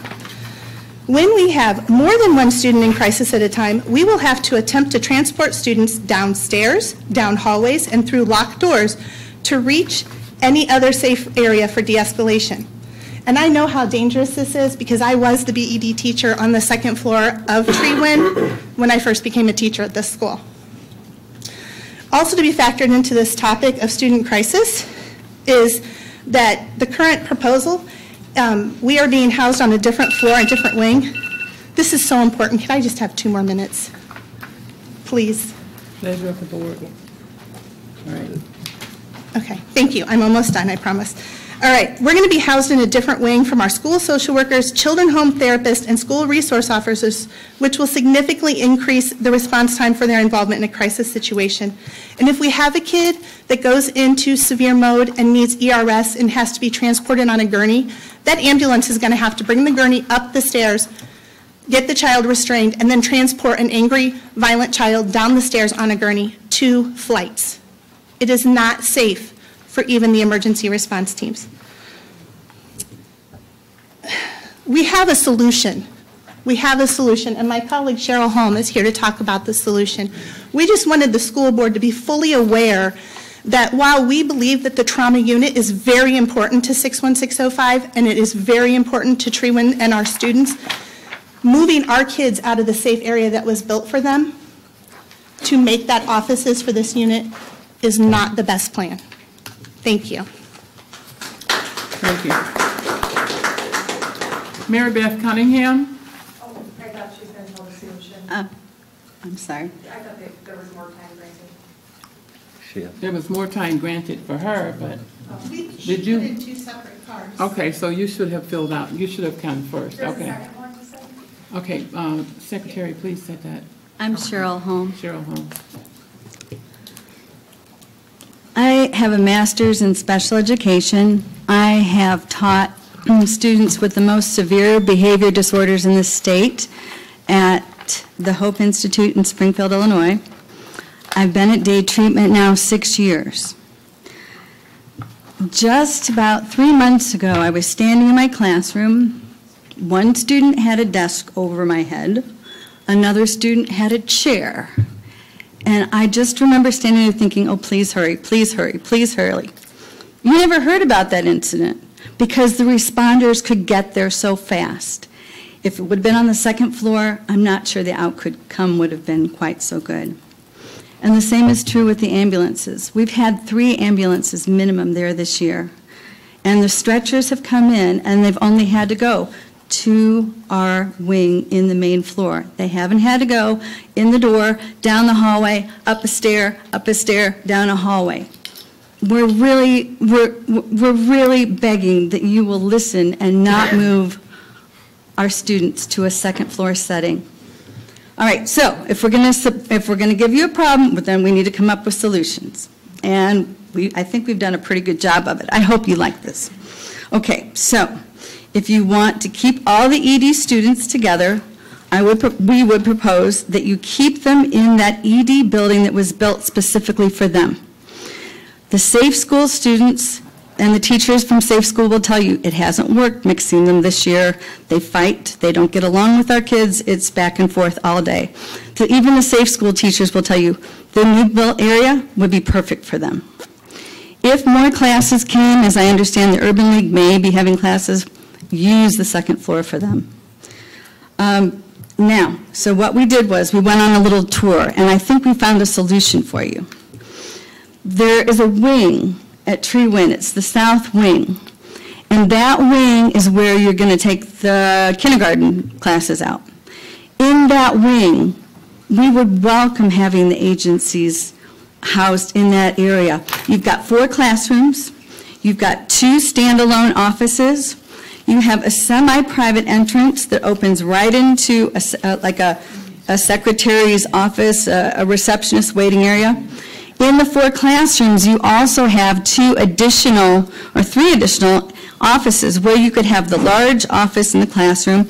The 2 smaller offices would be perfect for counseling. Also, in addition, in that wing there is a restroom, a large restroom, and there are also some rooms that are air conditioned and carpeted. One other thing that came to light was with the trauma center. OSF, I understand, has a grant, and I can tell you about grants because I've gotten 8 of them in the last 2 years. The grant for a trauma center is going into manual, and we've got that. But the second trauma center was supposed to come to Tree Win, and we were just thinking, we were talking to the police agency, and they said that actually the area, or zip code 61603 right now has a higher crime rate of shootings and other acts of violence. And wouldn't it be prudent to give something like that maybe to Glen Oak School that would be in that area code rather than give us 2 trauma centers right within one another? So our plan as far as financial feasibility. Our plan would reduce spending significantly because you wouldn't have to build an additional bathroom. You wouldn't have to remove windows upstairs to make room for another safe room. You wouldn't have to brick over a wall. You wouldn't have to construct a new entryway. You wouldn't have to purchase storage units for students' belongings. You wouldn't need 3 more sets of security doors. You wouldn't need a custodial staff to relocate 25-plus staff members. Our only financial expenditure is this. You would have to put in 2 badge swipes at 2 doors. That's it. I'm just of the belief that while grants are wonderful, they should not cost the district, nor should they cost the taxpayers money. And I'm very happy that OSF has achieved such a wonderful grant to help our students' needs. I just think you need to reconsider the space where you want to house our children safely. Thank you. Thank you. Mary Beth Cunningham.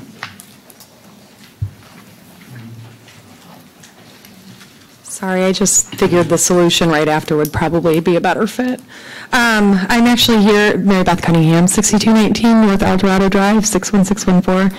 I appreciate Dr. Wilson and Ms. Langhoff meeting with me last week, I think it was. Okay, it feels like a long time ago, when I asked questions about the interventionists. And so I want to start by saying I looked at the priority 1 schools. That looks excellent.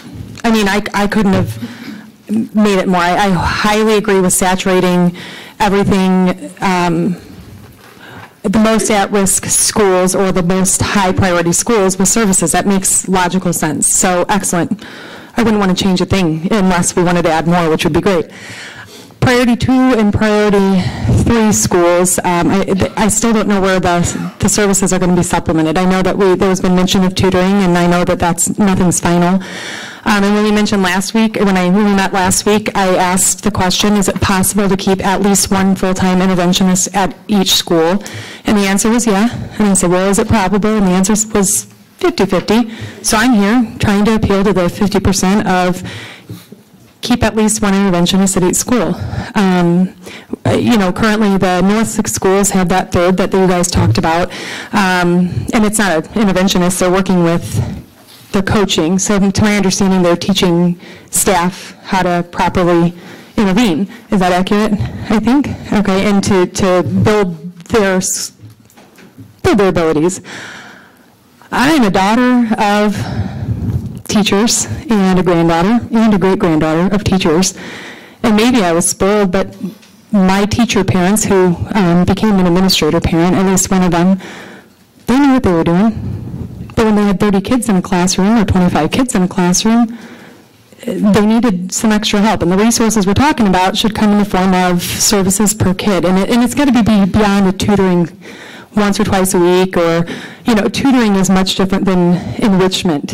And when I see in priority 2 schools, you're going to only have half of an interventionist and half a job coach. Well, the teachers know what's going on. I've met a lot of teachers in my lifetime that are still teaching. Right now, when our goal is to get a higher percentage of students reading and doing math at the 3rd grade level by 3rd grade, and I look at the 3 primary schools that are going to have 0 interventionists now, Northmore, Charter Oak, and Keller, I'm seeing reading levels 66.6% Northmore grade level reading by 3rd grade, and 64% grade level by 3rd grade, and we're taking that interventionist away, the enrichment away. Charter Oak, 68.3%. And for reading, and math, 67% reading level 3rd grade, and we're taking their interventionists away, their enrichments away. Keller, 70.5%, that's outstanding. So maybe they don't need it, but it's 70%, that's a D when I grew up. And 64% math level by 3rd grade, and that's not because teachers don't know what they're doing. If you look at the schools, they're bare-boned. They don't have a whole lot of extras, and those teachers never complain one bit, not at least to me, because probably they're scared I'm going to come bug you guys about it. But and then we're going to coach them on how to cope with having extra kids that aren't being pulled out when they should be. I don't understand what we're coaching them on. They know what they're doing. They're licensed, they're certified. A lot of them have been in this for forever and ever. And we need to make sure that when we're coaching someone, maybe we just need the more interventionists, and when we can find funding for administrative stuff, I feel like we should be able to find money for the frontline staff. And I've communicated that with our board members, and I think a few other parents did, including 141, I think, was the final count from at least a couple of the schools. Actually, this was actually offered throughout Peoria, saying that they are not in favor of the restructure the way it is. That is not to say they're not in favor of the priority 1 schools getting more. We want them to get more. I want them to get more. That's the population I serve. We got to find another way to do it, and we can't do it by taking, well, actually, they're not even going, 4 of the staff aren't even going down to the schools that are priority 1. They're just in different roles or retiring or whatever else. I just urge you to really, really think this through. I don't see any data that would support taking out services and replacing them with a tutor to be able to get to grade level reading. It doesn't make any logical sense whether you're an educator or not. And I've looked at it, and I appreciate everything that was given to me, but I still don't find anything that's going to push in and give the type of services that our interventions currently give, and we need that. Thank you. Thank you. Would you like a copy of this later? The petition. Later. Okay.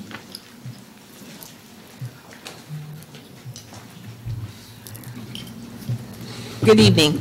Before I get started, so don't start my time, I just want to tell you I love the direction that this school district is going in.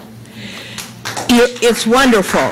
It's wonderful. You're focusing on the full child, and this might sound trite, but you're bringing compassion back. And this country is lacking compassion. And I just commend the board, your staff, and you, Dr. Karat. So thank you very much. Now, my name is Jackie Petty. I live at 3802 North Molick Drive in Peoria. And I'm here to talk about changing the name of Woodrow Wilson School.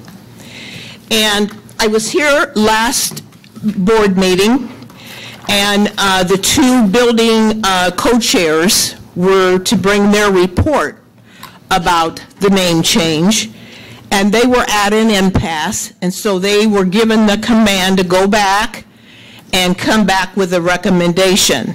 So 3 of us went to that meeting, and we spoke there, and we came up with the idea that we should do a fact sheet.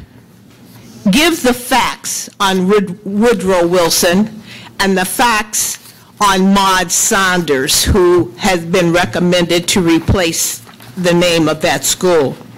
So we've given you a copy of it. I've got more copies, and what I would like to do with this is to give it to everyone. Everyone needs to see what I Googled and the facts, and make your decision based on that. Let me start by saying Woodrow Wilson was a graduate and also a president at Princeton University. He was the governor of New Jersey. He was the 28th president of the United States. Wilson led America through World War I. He won the Nobel Peace Prize in 1919 for his efforts to avert future world wars. Historians rank Wilson as one of the nation's greatest presidents. But some facts that overshadow these achievements are: the Virginia native was a racist, and he believed in segregation. In fact, he allowed his cabinet officials to expand segregation within government departments in ways that had not been allowed since the end of the Civil War. Wilson supported D.W. Griffith's Birth of a Nation, which even included the following quote from his book. History, quote, "History of the American People" was the book. And then the quote is, "The white men were roused by a mere instinct of self-preservation until at the last there had sprung into existence a great Ku Klux Klan, a veritable empire of the South to protect the country." On 11/12/1914, I'm sorry, that gets me, William Monroe Trotter, owner and editor of the Boston newspaper, The Guardian, and an activist for the African American civil rights, had a meeting with President Wilson. Mr. Trotter was accompanied with a small delegation which included Ida B. Wells. Mr. Trotter also carried with him 29,000 signatures from 38 states protesting segregation. Mr. Trotter discussed their dismay over Jim Crow and the surge of segregation in the country. Trotter also protested a screening of the film Birth of a Nation. Not liking this conversation, President Wilson had them all thrown out of the White House. Of course, there were reporters everywhere, just like they are now at the White House, and Mr. Trotter gave them an interview. The incident went viral. Wilson realized instantly his error. Unfortunately, not the error of being a racist, but the error in public relations. And you know, I found out in that your committee meeting, Mr. Wathers was a history teacher, and he knew all about this, all about these facts. Let me just say this, that it's very important that every school should think long and hard about the messages you're sending to your students. And in my opinion, this is not the type of message we want to send to any students, not taking into account that 80% of those students are African American. So the NAAC stands behind me, and we're here to say we'd like to have that name changed to Maud. Maud Saunders, her information is on the other side of that, and I would like for you to take all of that into consideration. But that school should not remain as Woodrow Wilson. Thank you, Ms. Petty.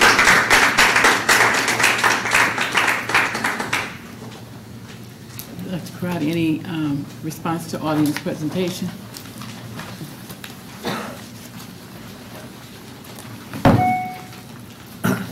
Excuse me, Mr. Ross. I just wanted to see if Dr. I thought you had. Oh, you don't have anything? Okay, now, go ahead. I just wanted to thank the people who made the presentations tonight. As a board, it really does help us to get that. The two young ladies from Tree Wind, the thing I really appreciated was that you cited a problem, you cited solutions. We needed to hear those kind of things. I appreciate that. Mr. Knapp and my regulars, I appreciate the information that you folks have shared too. And Mary Beth, thank you. It was passionate, but it was accurate, and we needed to hear that. When we've got 140 parents, did you say, the teachers combined? Last week petitions from just teachers. That was just parents. I'm sorry, but Sorry. Go ahead, Mr. And Ms. Petty, thank you for your passionate plea, and thank you for giving the information too. It does help us when we get handouts from you people. So I just wanted to say I'm grateful for that. And one of the things that you said at the beginning, Ms. Petty, I agree with. I think this board, we may not always agree on anything, but I said when we had the meeting at the stadium, when we had 50 people out there that were questioning what the hell we were doing when we were talking about doing a commercial thing. And I said transparency can be a pain in the butt, but it's a better way to go. That's right. And so we may have some disagreements here, but I'd rather us be transparent and have us voice some disagreements here, because for years, you never heard a peep on this board about anybody disagreeing about anything. And so I think we are going in the right direction. It may sometimes be a bump in the road, but it's the right direction. I believe you had something, Dr. Ross? Yeah, I just wanted to, Dr. Bell, can you meet with the two teachers from Tree Wind? I know you're working on that committee that's visiting the relocation. Thank you.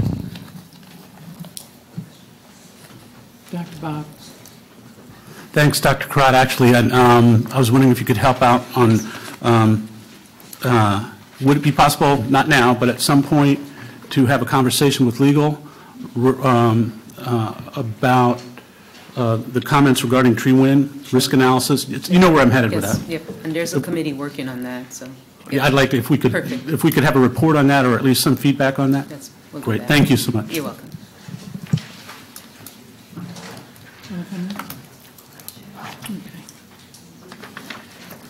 Approval of the minutes from April 9th, 2018. May I have a motion in a second? I move that we adopt the minutes from April 9th, 2018. Second. Please call the roll. Mr. Walter? Aye. Mr. Wilson? Aye. Mrs. Jackson? Aye. Dr. Davison Aviles? Aye. Mr. Shaw? Aye. Mr. Adler? Aye. Mrs. Ross? Aye. 6 ayes, motion carried. Thank you. 7 ayes, motion carried. On the information items, proposed expenditures over $2,500. Anybody have any questions of Mr. Willis?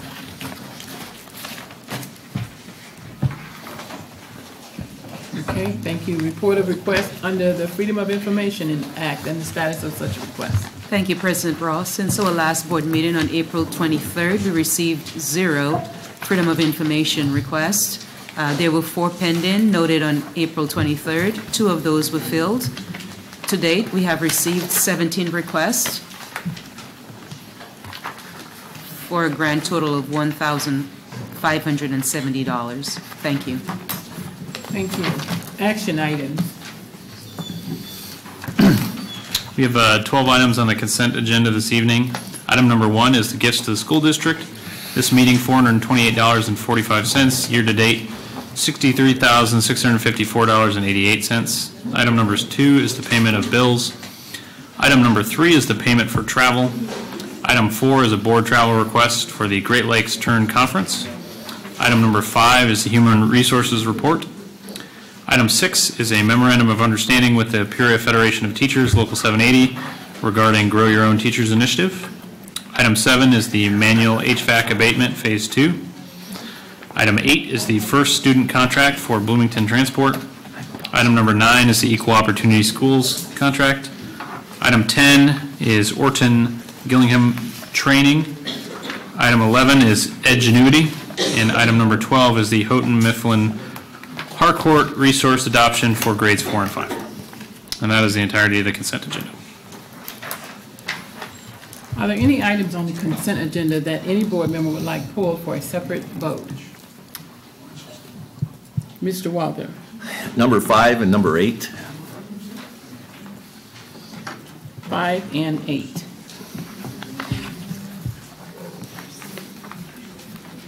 I'm sorry, I lost mine. Oh, number 11, please. Number 11.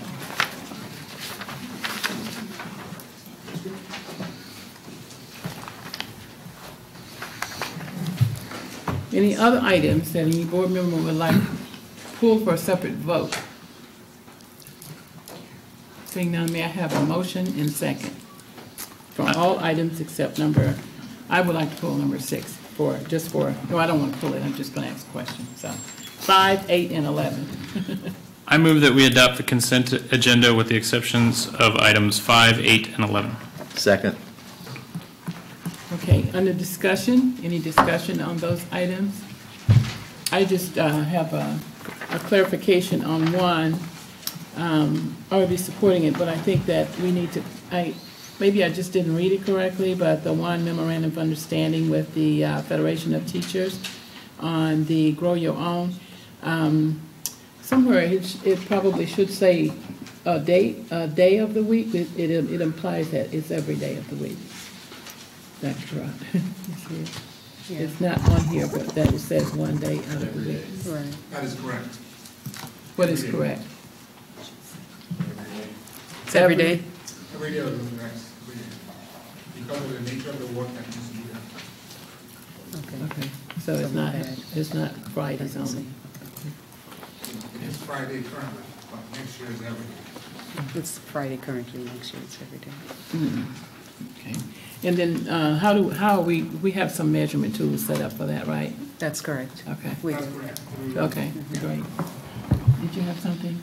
Yeah, Dr. Crott, number 9, the Equal Opportunity Schools contract. This is second year, right? Actually, it's our third year. Third? The contract is for our third year. It's our third year. And Okay, and there's a little bit of expanded scope, expanded dollar amount, right? That's correct. We've always gotten it at a discount. Actually, that's, I use the Caterpillar. Remember, Caterpillar provides $100,000, so I promised the president of CAT that was an area of focus for us. And if you remember State of the Schools, those AP numbers have just gone up significantly because of that intentional strategic focus. Mr. Welch is actually doing that work. We're going to provide more supports for kids this year. Can you just say a little bit about that, Mr. Welch, please? Thank you. The first year and then this year. So you want to come to the podium so that the media can hear you? Thank you. So this last year and this year, it's been about implementation.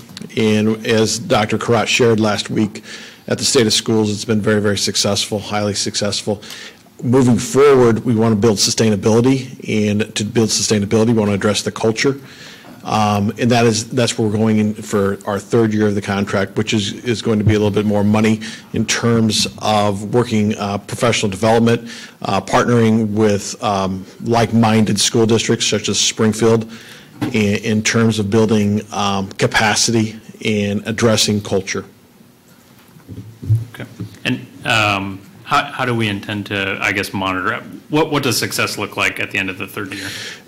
I would say ultimately we want to be able to sustain this effort on our own without the assistance of equal opportunity schools. So that is ultimately is to have our own. But to do that, we want to address the underpinning reasons and rationales for the disparity of underrepresented students that we are currently addressing. And to do that, we not only want to place those students, but also make sure that they feel a sense of belonging in those classes, and those teachers feel supported in terms of addressing needs. Okay, so this is an investment towards the sustainability of the growth? Yes. Okay, thank you. I had a question for Mr. Welsh. Could you wait just a minute? How many AP classes have expanded since we started this? I know there's been a number. But. Yeah, there's been a number. I can get a list for you, but I'm thinking 6 to 7 classes. But it's not only the expansion of classes, it's also the expansion of classes that might have been meeting at one school, but not at other schools. Right. Yeah. So it's a combination.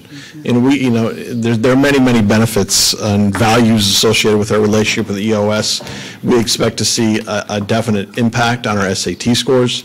The amount of dollars that we're saving, or rather our parents are saving in terms of requiring early college credits for students that are successful on the examination is enormous. It truly is. So there's quite a bit of value associated with picking up the rigor, but picking up the rigor for all students in our schools.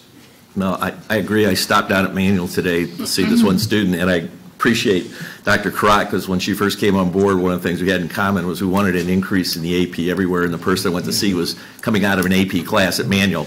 And I think 3 or 4 years ago, there were no AP classes at Manual, there was 0. Right. And it just does me good to see that, because the expansion of AP and dual credits, I think, is a really good way to go. Right, and I'm glad you mentioned dual credits, because I did not, but we are using the information garnered from EOS to increase our number of students in dual credit, and that also was shared by Dr. Karat last Wednesday morning at State of Schools. So that serves a dual purpose, it truly does, in adding students that might be more better fitted for the dual credit experience over the AP. Okay. May I rescind my request to pull number 11? I no longer have any questions about that. Okay. How do we do that? That's an excellent question.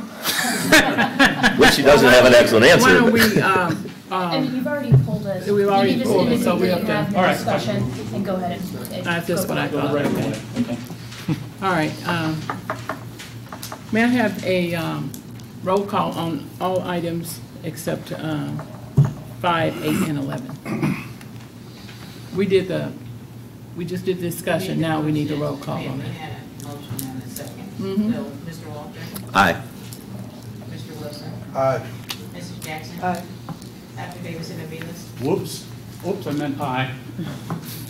Mr. Shaw? Aye. Mr. Adams? Aye. Mrs. Ross? Aye. 7 ayes, motion carried. May I have a motion and a second on number 5? I move that we adopt item 5, the Human Resources Report. Second. Questions and or comments on item 5? That's discussion, I'm good. Okay. Okay. You're good? Oh, okay, you have discussion? Right, if that's where we're at on the process or Yes. not. Okay. I had asked that number 5 be pulled, and specifically is because the district is adding a position of a recruiter. I'm opposed to adding that position. I believe between what the agreement we've done with the PFT and Dr. Ike, I believe, and I understand we have a huge shortage and there's a need here. I'm not disagreeing with that. But I think at this point in time, we don't need to add a recruiter to our budget. So I'm going to speak against the Human Resource Report for that reason. That's the only reason. Any other discussion? I would just offer that I respect Board Member Walter's concern about the extra expenditure. My personal preference is I'd rather us throw our weight completely behind it and close that gap and then peel back what extra supports we don't need. So that's my personal preference. Okay. questions, would you call the roll, please? Mr. Walter? No. Mr. Wilson? Aye. Mrs. Jackson? Aye. Dr. Davis-Navitas? No. Mr. Shaw? Aye. Mr. Adler? Aye. Mrs. Ross? Aye. 5 ayes, 2 nays, motion carried. Mr. Walter, you pulled 8, or somebody did, but may I have a motion and a second on number 8? I move that we adopt item 8, the first student contract for Bloomington Transport. Second. Okay, it's been moved in second. Any discussion? It's more of a clarification. I'm not as opposed to this as I'd like maybe one of our brilliant people in the audience explain to me why we're not offering the service, why we're having to pay for this service going out here. We have a very expanded. Yeah, it's a financial decision. We can do it, but we'll do it. It's a little bit more expensive for us. They can do it at a better rate. Okay. It would cost us, what, $500 a day? And More for than that. More than that. It's closer to $600 a day for us to do the transport. And they Well, no, that wasn't my question. My question, why can't we provide the service that we're transporting them to? That's where my question was. I'm sorry I wasn't clear on that. it's, That's a special unfortunately, we cannot do everything. The IEP team determined that we cannot meet the child's needs in the district, so we had to look at other placements. So if you look at the 2,300 approximately students with disabilities that we do serve, there's a small amount of them who we cannot meet their needs in the district, so we do have to pay tuition to send them. So the decision does not come lightly, and the high roads, I'd be willing to visit with you or have you visit our current classroom that the child's in. I just want to protect the family, and not give too many details about the situation. No. But we cannot meet the child's needs in the district at this time because of some of the things we're seeing. Okay. That was just my question. I know a lot of people aren't aware that this district actually, I shouldn't say profit, but we get about $2 million in income, as I understand it, from other schools that come here. Other districts that come here services pay for here. our services here. So that's why Yes, sir. my only question was if we could in fact provide that service. That was the only reason I'm asking. If you can't, we have to meet the needs of the child. So you answered my question. That's Okay. all I had to do. Thank you. Okay. Are you voting against this one? No, I just need a clarification. Oh, so okay. that's In it. the future, any one you want to vote against, then we pull it. If you just want, we're going to have a discussion. We'll just discuss it without pulling. Okay. Any other discussion on number 8? Mr. Walter? Aye. Mr. Wilson? Aye. Mrs. Jackson? Aye. Dr. Davis-Navitas? Aye. Mr. Shaw? Aye. Mr. Adler? Aye. Mrs. Ross? Aye. 7 ayes, motion carried. Okay, number 11. Motion and a second, please. I move that we adopt item 11, the contract with Edgenuity. Second. Okay, now, any discussion on number 11? Yes. In the time that I had my original question until now, my original question has been answered. I no longer need to pull this, or need to discuss this item. Any other comments or discussion on this item? Would you please call the roll? Mr. Walter? Aye. Mr. Wilson? Aye. Mrs. Jackson? Aye. Dr. Davis-Navitas? Aye. Mr. Shaw? Aye. Mr. Adler? Aye. Mrs. Ross? Aye. 7 ayes, motion carried. Deliberation agenda, expulsions. Daphne, I'm noticing that there's an item that was on our discipline committee agenda that's not on the agenda. Yeah.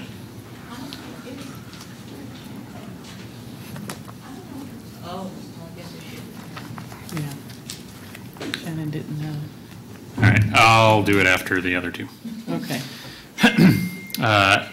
Expulsions. The proposed action is that the expulsions held listed on the date on the report dated May 7th, 2018 be approved as presented. Second.